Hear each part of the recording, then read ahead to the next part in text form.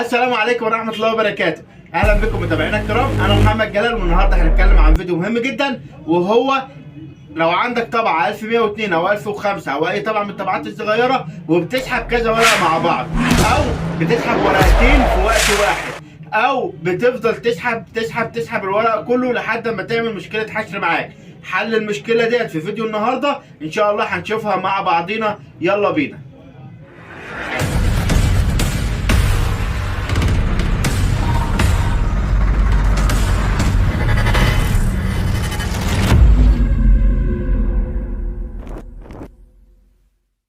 المشكله اللي معانا النهارده هنتعرف عليها ان احنا اول حاجه هندي تيست للطبعه، والتيست بتاع الطبعه اللي معانا النهارده بتفتح الباب وتقفله حوالي 6-7 مرات.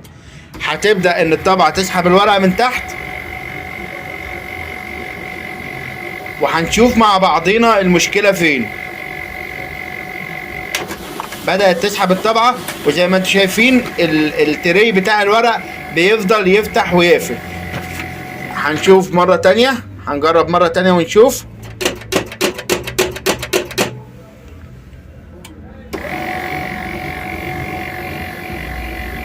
زي ما انتم شايفين هتبدأ تسحب الورق. التري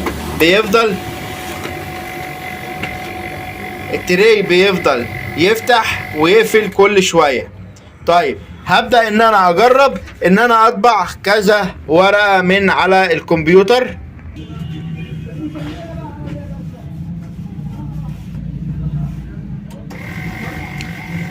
هنبدأ ان احنا نصور كذا ورقة ونشوف. وادي اول ورقة طلعت معانا اهيت، وادي التانية طلعت معانا، وادي التالتة طلعت معانا. طيب هي كده ما فيهاش مشكلة، يعني انا شايف ان الطبعة ما فيهاش مشكلة.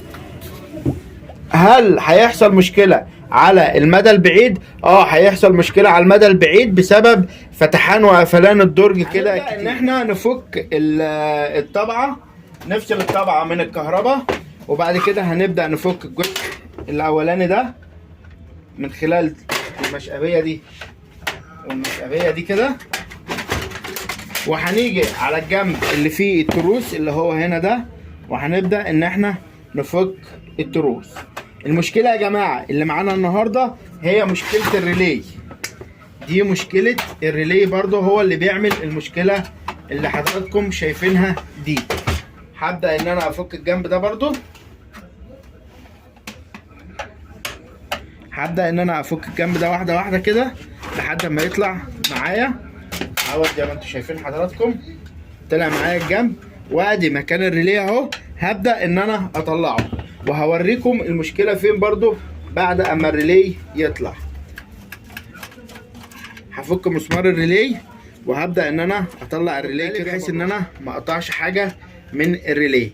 طيب المشكله فين؟ المشكله حضرتك ان الجزء ده بيبقى عبارة عن ايه؟ عن سفنج وتحته لزق، فالسفنج مع كتر التشغيل بيتاكل، وبيبدأ ان انا لما اضغط على دي كده، شايفين حضراتكم بتلزق ازاي؟ وبعد كده بترد تلزق، وبعد كده ترد تلزق، وبعد كده ترد. لا، هي مفروض الثانية او اللي هي بتلزق فيها دي مفروض ما تحصلش، مفروض اول ما الريلي يسيب تفتح على طول. طيب حلها ازاي؟ ببدأ ان انا اشيل السوستة اللي ورا دي اهيت واطلعها، الجزء المعدن ده اطلعه وبنضفه كده تمام، وهبدأ ان انا اجيب القطر بتاعي وانضف الجزء ده كويس قوي. هبدأ ان انا انضف الجزء ده كويس قوي بحيث ان انا ما اسيبش اي مكان للزق القديم. وهاجي اجايب جزء من شيكرتون. طب ما عندكش شيكرتون، اي حاجه بتلزق تشتغل معاك ان شاء الله وتأدي الغرض. اي حاجه بتلزق تأدي الغرض. هبدأ ان انا احطها كده اهو، احط طبقتين او 3 طبقات نفس الشكل اللي انتوا شايفينه حضراتكم ده على الجزء اللي انتوا شايفينه حضراتكم ده.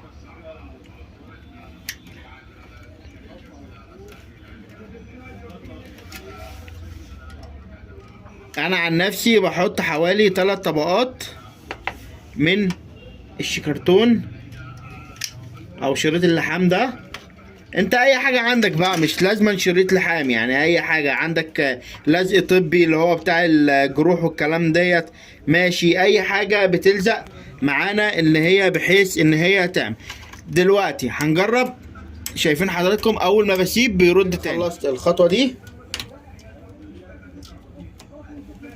هبدأ بعد كده ان انا اقفل طبعتي زي ما كانت. هبدأ ان انا احط الريلي بتاعي زي ما كان، وهبدأ ان انا اقفل الطبعة مرة تانية. لو فاكرين حضراتكم ان الطبعة كانت بتفضل تفتح وتقفل في الدرج، يعني الدرج كان بيفضل يفتح ويقفل معانا، ما بيفصلش، يعني ما بين الورقة والورقة ما بيفصلش. طيب دلوقتي هنجربه وهنشوف اذا كان المشكلة ديت اتحلت ولا لا.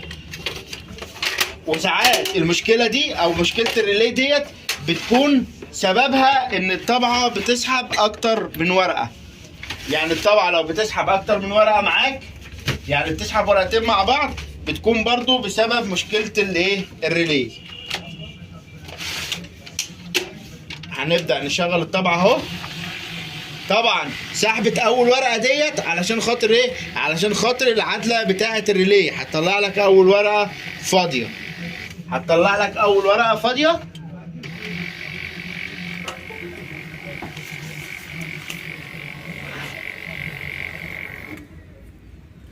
هبدأ ان انا اعمل التيست بتاعنا اهوت،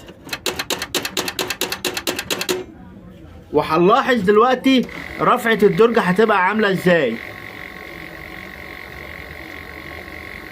الورقة دلوقتي هتبدأ ان هي تنسحب اهي، او بكر السحب هيبدأ ان هو يسحب الورقة زي ما انتم شايفين يا جماعة. الدرج رفع الورقة ونزل مرة واحدة بس، يعني رفع رفعة واحدة ونزل وسكتت على كده. طيب نجربها بقى من على الكمبيوتر.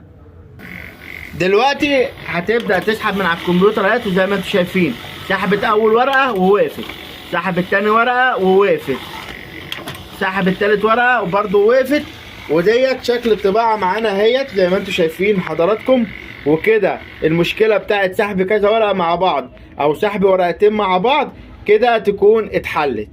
ده كان حل المشكلة بتاعتنا النهاردة.